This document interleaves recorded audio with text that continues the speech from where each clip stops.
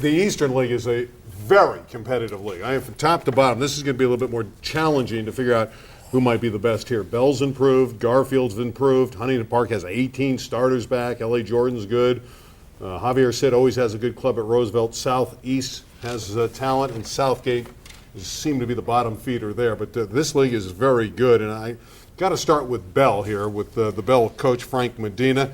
He loves some of the skill position players on his team this year for the Bell Eagles. Adrian Lopez, our quarterback, threw for about 1,500 yards last year, 15 touchdowns, only 3 interceptions, I believe.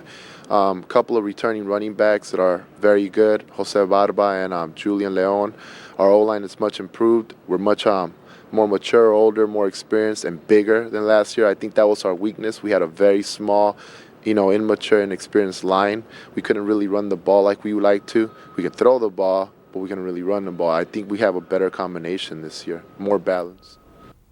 Well, what about Bell? Well, their O-line is improved, but there's a defensive kid. I want you to remember this name, Byron Barahana. Now, he's a junior this year, about 6'1" and 240, 250. He was ineligible last year academically, but he was good enough he would have started on their defensive line. This guy, as Coach Medina likes to say, is a beast. And as much as what they can do offensively, I think defensively is where their biggest improvement is going to come, and that's where they can challenge in the league.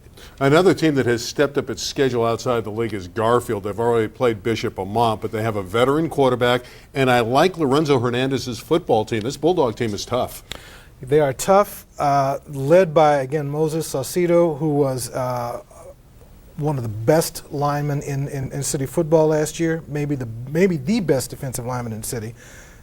It's arguable, but maybe one of the best. And let's not forget Leonardo Val, who had 663 yards passing. He's got a good, strong arm. He knows the offense better this year.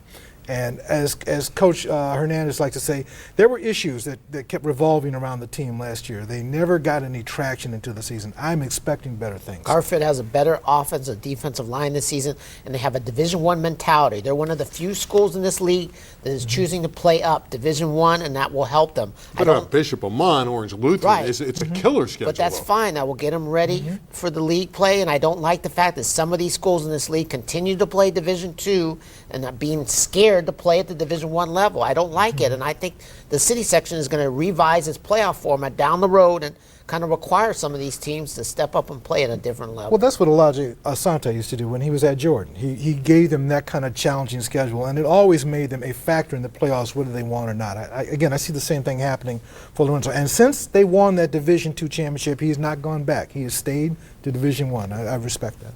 High expectations at Huntington Park for Leroy Wilson. Now, historically, they run the ball very well at Huntington Park, but this year, he's going to integrate the passing game. This year is the first time I've always been a running coach, averaging, even last year, even a bad year, we had about 290 yards a game rushing. This year, that's without passing. This year, I think we can throw the ball. We have a quarterback that's coming back. We have 2 of our quarterbacks coming back. We have prime wide receivers and some tailbacks that weren't with us last year. So we have some people to throw to. We have our hogs back that I think can get it done on the line. And so we can move the ball this year, so I'm getting excited about that.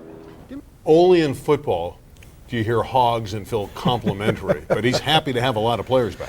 Well, I think the key might be this young man, Carlos Garcia, who has won the starting quarterback job over last year's starter, Diego Melgoza. Coach Wilson loves the arm, and he loves the maturity of Garcia, who is a senior. The other thing that he likes is 2 kids that did not play last year.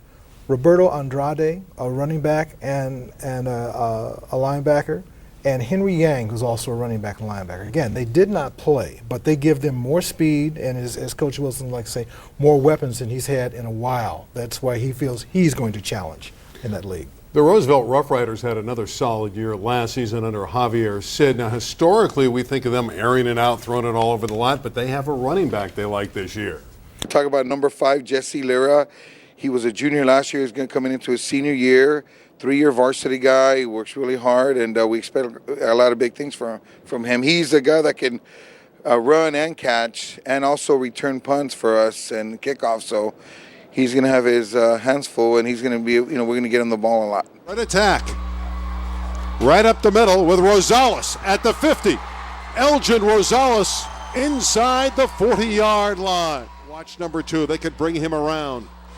And this is Ione in motion. And Ione's going to throw it back to the quarterback. Cifuentes. He's going to run to the far pylon, and it's a touchdown. Ione to see the year. 4-0 in the Eastern League. Down a point. Quarterback keep. Ione. Manny Ione at the 20 to the 10, and he's ready. Move beyond first round and quarterfinals of the playoffs. That's where they've got to step up.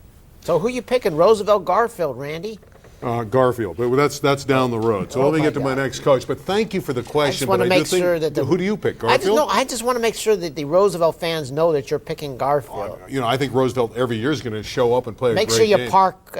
Don't put your name on your car at the East like LA they're going to know College. what my car is? Okay. Let me say this. My car has the same Roosevelt color, so it's going to fit right in there. They'll never know the difference. Let's talk about our next team, which is Southeast, and their coach, Roger Satti. Every year he does a very nice job, and he, too, has a running back that he likes. Robert Lewis, he's been with our program since freshman year. He played freshman football for us, and sophomore he started varsity. He ran 1,700 yards. He's a great junior returning. He's got a lot of guys looking at him, and a lot of big schools looking at him as well. So we expect a lot from him this year, and as well as our defensive line and our secondary. And we got a good program coming back, so we expect a lot of big things from all our players and my coaching staff and everyone.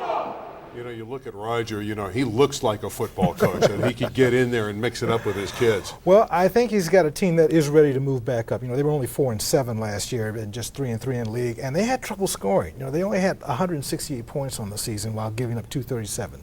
That's where they're going to reverse. It started with that 35-0 opener against Eagle Rock, although Eagle Rock still has never really recovered from the Jerry Chow departure. There's one other kid we ought to mention on this team, and he's a defensive guy. His name is Carlos Sid. Well, excuse me, not a defensive guy. He's an offensive tackle. Carlos Sid. This young man, they want him to apply to both Yale and Princeton, carrying a 4.2 GPA, wants to be an engineer, and is blind in the right eye. But he's been a 2-year captain for that team. This is a great story, and I'd like to see him have a wonderful year and reach all his goals. Robert Lewis is one of the most exciting players in the city. He's not just a running back. He returns kickoffs, and he will add something to this league in amazing ways. Well, he's already got an offer from SMU, and they say both UCLA and Fresno State and San Diego State are looking at him hard. So Lewis does bring excitement. Had an 82-yard kickoff return in that Eagle Rock game. A lot of times we'll look over these leagues and they'll say who's going to win the league, and we kind of really know. I don't know. I kind of lean toward Garfield, but it could be any one of we 3 or 4 haven't mentioned teams. L.A. Jordan. You got some players from L.A. Jordan there, Mike, too. Well, again, I want to see what Jordan's going to do now that Asante is gone. He went to Carson. He went to Carson, and Sharon Butler is the new coach there. And this team was second in the league. Roosevelt's won that league the last 2 years in a row. They were second in that But league. who this wins year. the league? They got a great player. You got to mention Mr. Cooper, yeah. from L.A. Jordan. We can't end this show without mentioning Jacqueline Cooper. We have to mention Jacqueline Cooper, who passed for 600 yards and 6 TDs, had 3 interceptions on defense, ran for 112 yards. You want to talk about a Swiss Army knife? This guy can play just about anywhere on the field. New Mexico and Idaho and UCLA are looking at him So don't forget hard. about Jordan when I'm you're not mentioning forgetting Roosevelt, Jordan. Garfield, and Who's going to Southeast. win the league? Who wins the Eastern League? Give me a team.